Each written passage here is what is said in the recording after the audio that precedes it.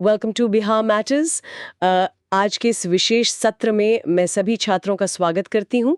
हमारी Bihar history master series का ये लेक्चर 3 है और इसका एलीट वर्जन आज हम कवर कर रहे हैं। जी बिल्कुल। और आज का हमारा जो विषय है वो प्राचीन भारत के इतिहास का सबसे महत्वपूर्ण हिस्सा है, बिहार में बौद्ध एवं जैन धर्म, यानी बुद्धिज्म एंड जैनिज्म इन बिहार। हाँ, और आगे बढ़ने से पहले मैं परीक्षा की प्रासंगिकता या एग्जाम रेलेवेंस स्पष्ट कर देना चाहती हूँ। जो भी छात्र बीपीएससी, बीएसएससी, एसआई और शिक्षक भर्ती परीक्षाओं की तैयारी कर रहे हैं, उनके लिए ये सत्र अत्यंत महत्वपूर्ण है।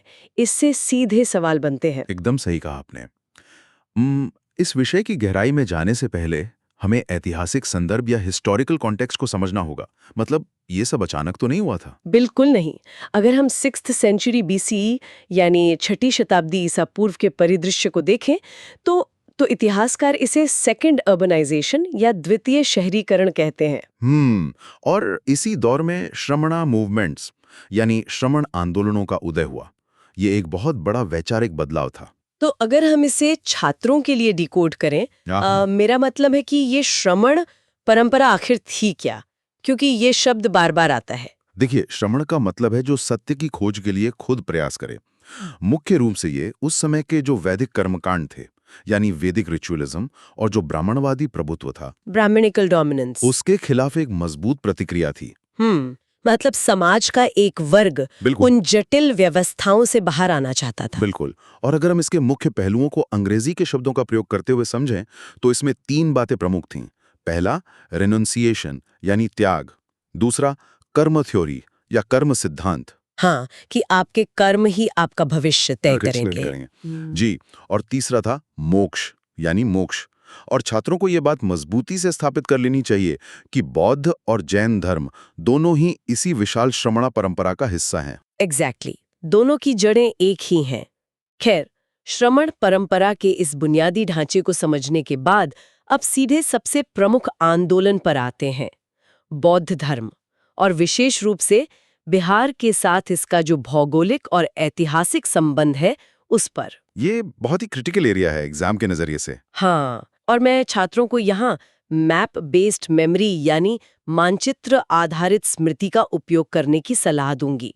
अगर हम गौतम बुद्ध के जीवन की घटनाओं की तुलना एक यात्रा से करें, तो परीक्षा के दृष्टिकोण से किन घटनाओं का सीधा संबंध बिहार से है और किन का नहीं, ये बहुत कंफ्यूज करता है। ये एक बहुत ही शानदार अप्रोच है।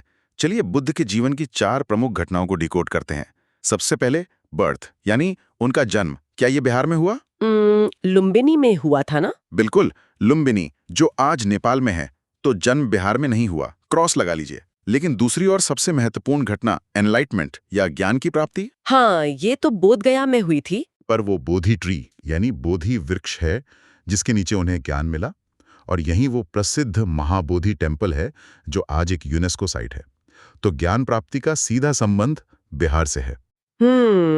और उनका फर्स्ट सरमन या प्रथम उपदेश वो सारनाथ में हुआ था, जो उत्तर प्रदेश में है। तो ये भी बिहार में नहीं है। और चौथी घटना महापरिनिर्वाण यानी महापरिनिर्वाण, ये कुशीनगर में हुआ, जो कि वो भी उत्तर प्रदेश में है। तो मतलब 4 मुख्य घटनाओं में से केवल ज्ञान प्राप्ति ही बिहार में हुई। सही कहा। लेकिन इसके अलावा भी बिहार में कुछ बहुत ही महत्वपूर्ण स्थल हैं जो बुद्ध के जीवन से गहराई से जुड़े हैं। जैसे राजगीर, जिसे तब गिरिवरज्जा कहा जाता था। हाँ, राजगीर तो उनका मुख्य उपदेश केंद्र था ना? बिल्कुल, बुद्ध ने वहां बहुत समय बिताया और यहीं पर प्रथम बौद्ध संगीति भी हुई थी। इसके अलावा वैशाली का नाम आता है। वैशाली वो जगह है जहां बुद्ध ने अपना अंतिम उपदेश दिया था।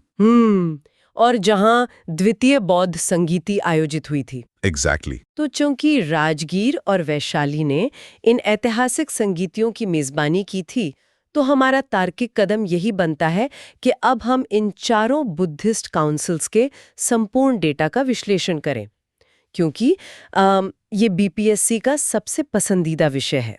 बिल्कुल, हर साल यहाँ से प्रश्न आते हैं। तो क्या आप इन चारों संगीतियों का कालानुक्रमिक यानी क्रोनोलॉजिकल विवरण प्रस्तुत कर सकते हैं, और साथ ही छात्रों का बिहार का कोर फोकस क्या होना चाहिए इसमें? श्योर, इसे बहुत ध्यान से सुनिए।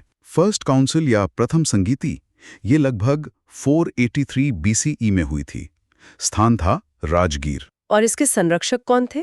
इसके पैटर्न या संरक्षक थे राजा अजातशत्रु, और इसका परिणाम या आउटकम था शिक्षाओं का संकलन, जिसे हम कॉम्पाइलेशन ऑफ टीचिंग्स कहते हैं। और दूसरी संगीति? सेकेंड काउंसिल लगभग 100 साल बाद यानी 383 बीसीई में हुई।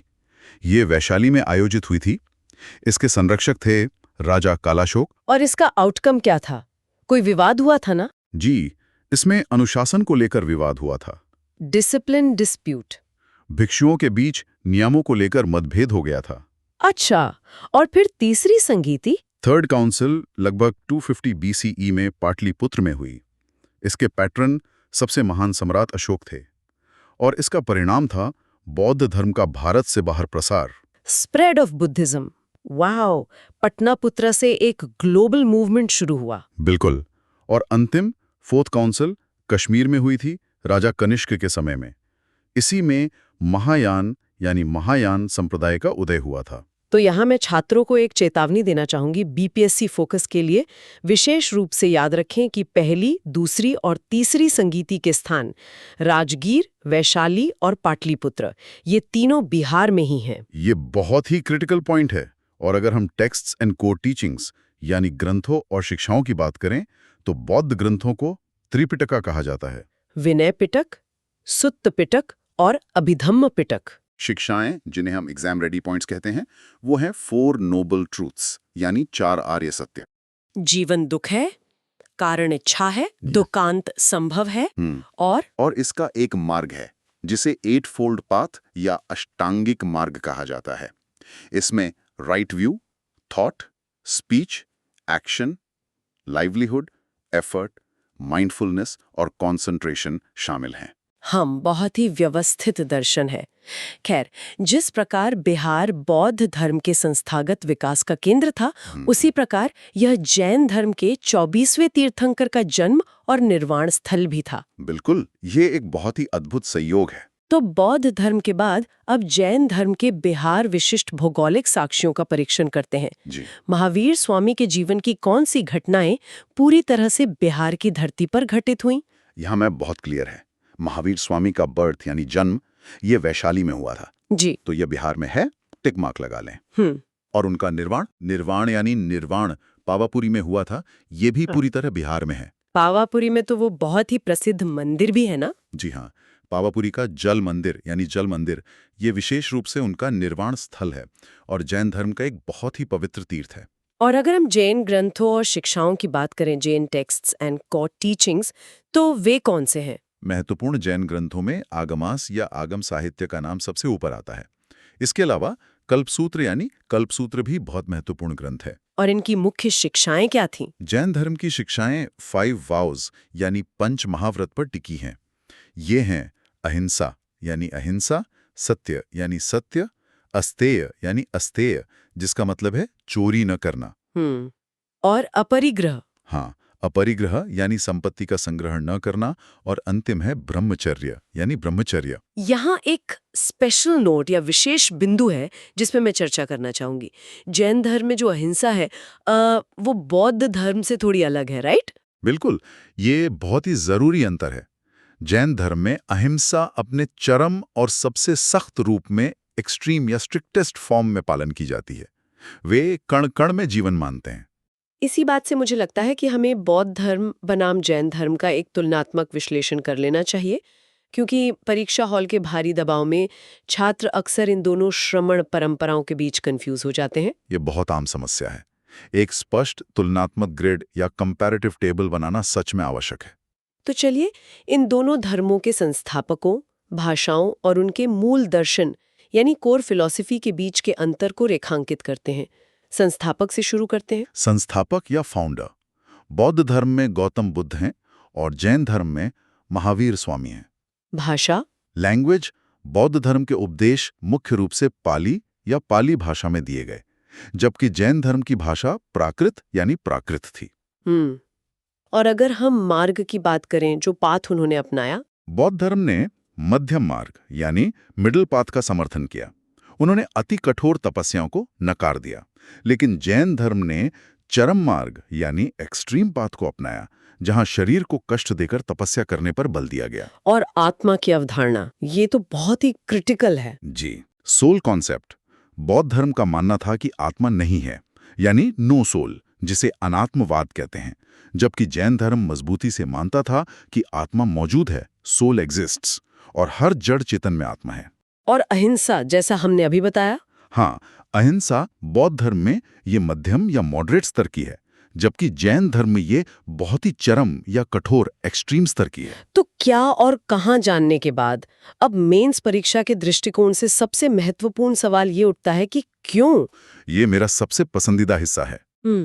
ये सभी ऐतिहासिक घटनाएं केवल बिहार के क्षेत्र में ही क्यों केंद्रित थी?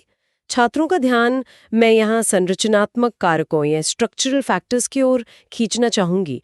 क्या ये केवल भूगोल का परिणाम था या इसके पीछे राजनीतिक इच्छा शक्ति भी थी? इसमें कई कारकों का मिश्रण था। अगर हम पॉलिटिकल सपोर्ट या राजनीतिक समर्थन की बात करें, तो उस समय मगध के शक्तिशाली राजाओं जैसे बिंबिसार, अजातशत्रु और बाद में अशोक ने इन धर्मों को संरक्षण दिया। तो राजाओं का बैकअप था उनके पास। बिल्कुल। फिर आते हैं आर्थिक कारक या इकोनॉमिक फैक्टर्स। लोहे के उपयोग से खेती में अधिशेष आया, महत्वपूर्ण व्यापारिक मार्ग यानी ट्रेड रूट्स बने और नए शहरी केंद्र, अर्बन सेंटर्स उभरने लगे। जो व्यापारी वर्ग था, उन्होंने इन धर्मों को आर्थिक मदद दी, क्योंकि वैदिक कर्मकांडों में बहुत खर्च होता था। ये बहुत लॉजिकल है। हम्म। और सामाजिक कारक? सोशल फैक्टर्स भी मजबूत थे। ब्राह्मणवादी जाति व्यवस्था या कास्ट सिस्टम के खिलाफ समाज में एक बहुत गहरी बेचैनी थी। एक मजबूत सामाजिक प्रतिक्रिया जन्म ले रही थी, जिसे इन दोनों श्रमण आंदोलनों में अपना समर्थन दिखा। और अंत में भूगोल को हम इग्नोर नहीं कर सकते। जी, ज्योग्राफी। गंगा का मैदानी इलाका, गंगा प्लेन्स, इसने एक बेहतरीन संचार नेटवर्क या कम्युनिकेशन नेटवर्क प्रदान किया। नदियों के रास्ते, व्यापार और विचारों का आदान प्रदान बहुत तेजी से हुआ। मतलब ये चारों चीजें एक साथ काम कर रही थीं। खैर, अब लेक्चर के इस अंतिम चरण में उन सामान्य गलतियों पर ध्यान केंद्रित करना आवश्यक है जो बीपीएससी के परीक्षक ट्रैप के रूप में सेट करते हैं। बिल्कुल, ये अल्ट्रा हाई प्रोबेबिलिटी ट्रैप्स होते हैं। हाँ, तो क्या आप इस अल्ट्रा रिविजन ग्रिड और संभावित ट्रैप्स को स्पष्ट कर सकते हैं ताकि छात्र नेगेटिव मार्किंग से बच सकें? एकदम। चलिए ट्रैप बस्टिंग करते हैं। पहला ट्रैप, प्रश्न आता है, बुद्ध का जन्म बिहार में हुआ, जो कि बिल्कुल गलत है। जी, सच्चाई ये है कि उनकी ज्ञान प्राप्ति या इनलाइटनमेंट बिहार में हुई थी, जन्म नेपाल में हुआ था। दूसरा ट्रैप। दूसरा ट्रैप, जैन धर्म शुरुआत में बिहार के बाहर फैला, ये भी क्रॉस है। सच्चाई ये है कि बिहार ही इसका मुख्य उद्गम स्थल या कोर ओरिजिन था। वैशाली और पावापुरी दोनों बिहार में हैं। और अक्सर ये भी पूछा जाता है कि बिहार में केवल एक संगीति हुई। ये भी एक बड़ा ट्रैप है। सच्चाई ये है कि पहली, दूसरी और तीसरी, यानी कुल 3 संगीतियां बिहार में हुई, राजगीर, वैशाली और पाटलिपुत्र में। और चौथा ट्रैप अहिंसा को लेकर है। जी, कि अहिंसा दोनों में समान है, ये गलत है। सच्चाई ये है कि जैन धर्म की अहिंसा अधिक सख्त या स्ट्रिक्टर है। तो अगर हम एक क्विक रिवीजन ग्रिड बनाएं, बुद्ध ज्ञान बोध गया, फर्स्ट संगीति राजगीर, सेकंड संगीति वैशाली, थर्ड संगीति पाटलिपुत्र, महावीर जन्म वैशाली और निर्वाण पावापुरी। परफेक्ट।